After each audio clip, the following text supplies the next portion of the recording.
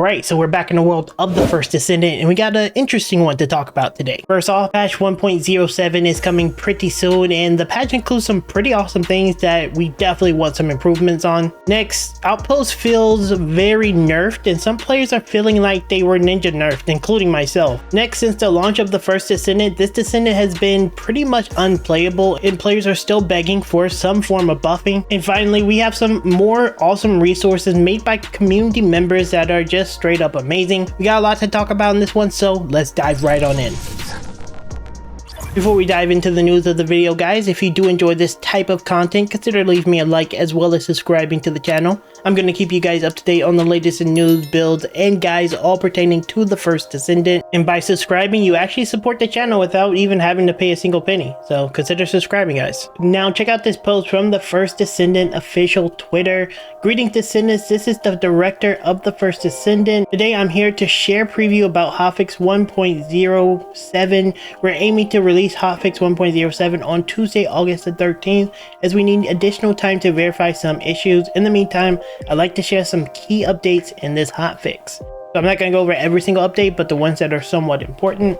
First thing first, we're adjusting the option for the infiltration operations on hard mode. The grappling hook disable and the jump disable option will be removed from the selection. Additionally, the select all option will no longer be deselected when changes are made after selecting all options. These include removing occupation tasks and focusing more on elimination. We're also replacing the random combination of options with preset selections and expanding matchmaking parameters. So first off, that is amazing. The grappling hook and the jumping disabled was a massive detriment to a lot of the dungeons. You straight up couldn't even complete some without doing it, and these things should be something that you weigh, like the move speed one, for example. That one's good.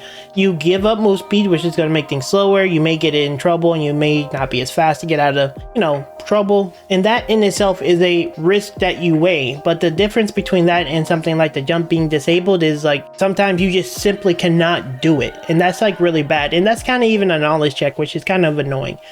They still need to revamp more things about this. Like, for example, the Haven, you need 250% points, and you kind of need to sit there for extended periods of time, and even then you may not even get it, and you won't get the 2 amorphous. So they really need to continue to look at this kind of stuff, but I'm glad to see that they're making some changes. Next, let's talk about some content adjustments. We're going to add some extra time for you to choose restart option after completing intercept battles, special operations, and infiltration operations. For your preference, restart with squad and restart alone buttons will be provided.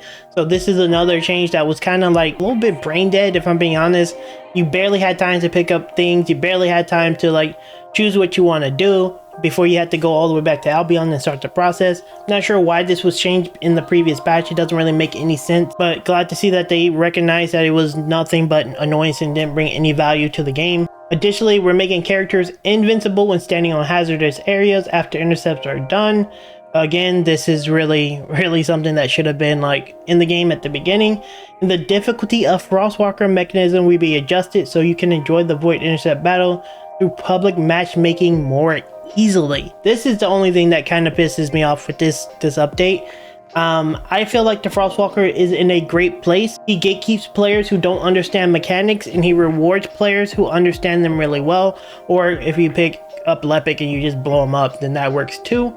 But he's actually one of the better boss designs in the game. I'm a little disappointed in the dev team decision in making him easier. I felt like it was a great skill check and it made players be more competent, or made them hyper invest into Lepic to be incompetent, which was a fairly good trade-off in the long run. Besides that, they're just going to be adding a bunch of extra benefits. I have it linked down in the description, some bug fixes, some things for Luna so that she can work better, a lot of good stuff. But let's move on to the next topic.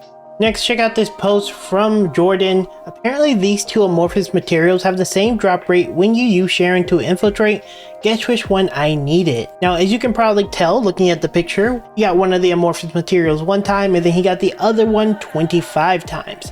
Now, obviously this is a massive disparity in the drops. If they have the same exact drop chance, you would expect one of them to be relatively close than the other, and this one is a pretty massive spread. And the reason why I really want to talk about this one specifically is because I've been doing a lot of outpost farming since the latest update, and I gotta say it has been probably the worst experience I've ever had in terms of drops. I think I did about 125 runs in the last week or so, and I think I may have gotten 15 drops during the whole experience. And I'm doing the infiltration with Sharon every single time too, and it's abysmal drops. I'm not one to really talk about tinfoil hat conspiracies, but I do feel like the previous patch may have broken the drops to some degree. Previously it felt pretty damn good, even for the 5-minute mark. It was not the greatest, but it still felt like I got them pretty reliably, and I feel like I'm investing more time with a higher chance, or with more chances to do it, and getting way less result. Let me know down in the comments if this is the same experience you're experiencing, or maybe I'm just super unlucky or have a really bad streak. But yeah, let me know what you guys think. Next, check out this post. Getting the ultimate variant of a Descendant should remove the normal one and make it a skin as an option. I don't know why anybody would still use the normal version when they acquired the ultimate version of a Descendant, unless they are heavily invested in that one before an ultimate version was released. The free-to-play has a limited amount of slots, and honestly $1 for one slot seems excessive. And yes, they are trying to make money, but players like me only spend money when they feel like they aren't getting ripped off by an aggressive monetization scheme, such as hiding quality of life behind microtransactions like inventory slots, for example.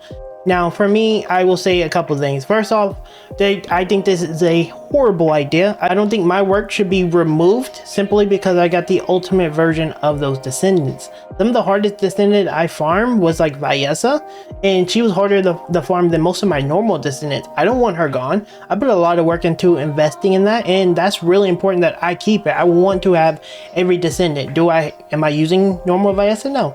But I put work into it, and I think that removing them when you get the ultimate version is just a really bad take. Secondly, $1 for a slot. I'm fine with it. I don't care. I enjoy the game. I get hundreds of hours out of the game. I'm not against supporting a free-to-play game. I do think players in the modern era get this idea where this is a free-to-play game. I should be able to play the game completely free and have everything that someone who paid for it should have. And I think that's just a brain-dead mentality. I'm not sure he's saying that. He is saying it to some degree. But for me, when it comes to slots, there aren't a lot of Descendants. You get a lot of time in between new Descendant launches. I feel like if you're getting that much time out of the first Descendant of the game completely free, I think the minimum being able to just buy slots is, I think that's really good to support the dev team. Again, money is not going to be easy for everyone, and I recognize that.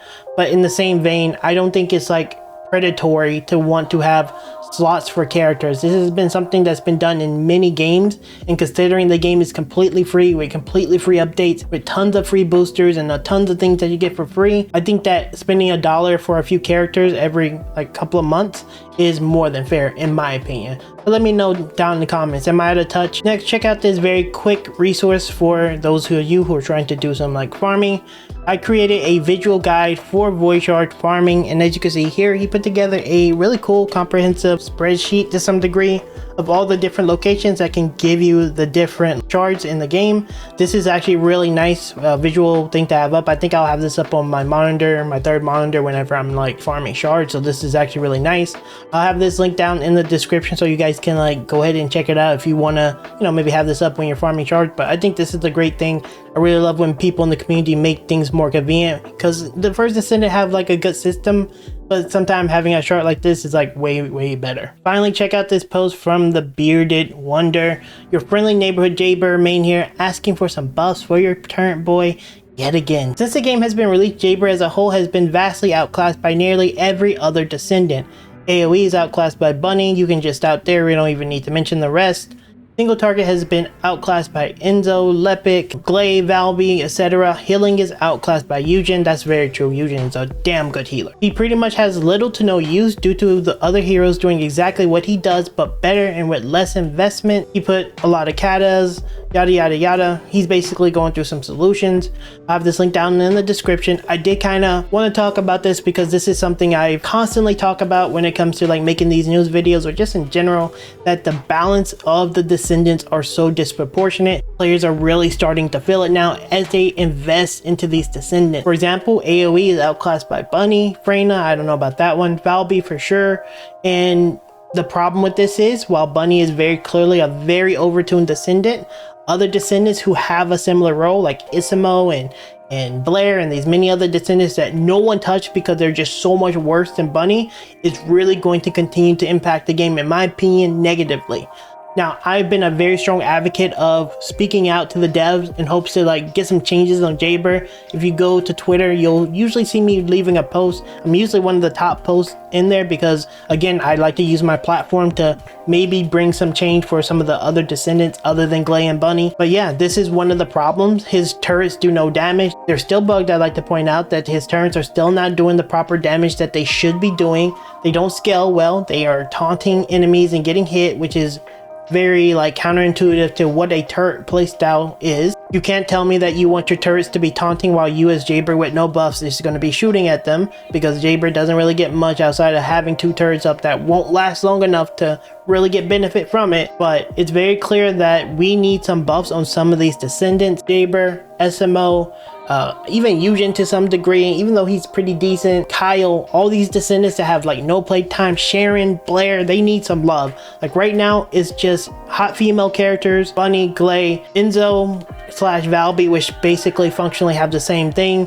One burst build from Lepic, which is the only viable build on him, and then everyone else is just basically either they're a farmer like Sharon or they don't really do anything and no one plays them because they're just terrible. And there you have it, guys. That's gonna be it for this video. Let me know down in the comments what you think about all these discussion topics. I know I didn't cover everything about the like patch, but there's plenty of patch videos. There's a lot of good stuff in there. I highly encourage you to check it out. I really hope we see some changes in some of these Descendants. I really want to play Jayber and many of the other ones that are just like straight up unplayable. Thank you once again for watching, and I'll see you in the next First Descendant news update very soon.